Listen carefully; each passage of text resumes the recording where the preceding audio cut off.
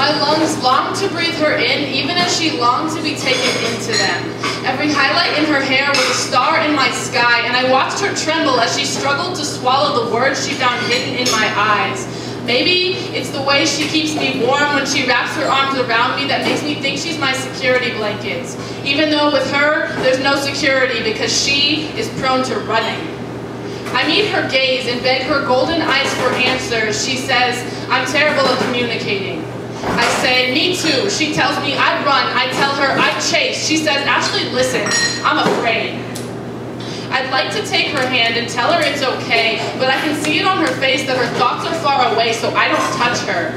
I watch her tears ebb and flow from the corners of her eyes, and her hair is the tide, stained blood red to prove that she's alive. I can feel the tremors through the space that is between us. Her radiance is an epicenter, and I am just an aftershock, but I will be whatever I need to be if I can keep a piece of her.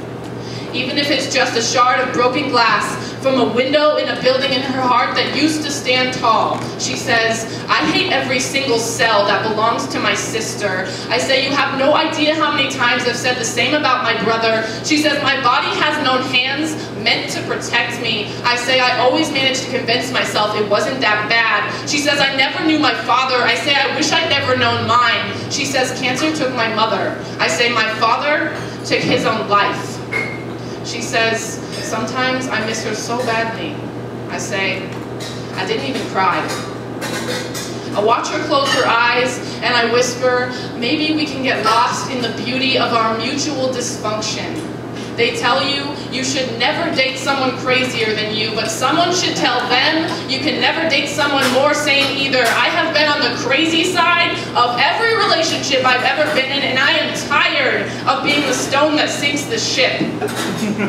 She looks up at me and says, we could be a movie.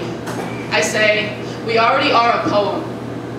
We are the perfect amount of insane. Maybe it's the way that I can't tell myself she'll stay that makes me want to hold on as tight as I can. Or maybe it's that I'm always the one that walks away that makes me uncomfortable to know with her I can't. She says, I won't ever be perfect. I say, I wouldn't want you if you were.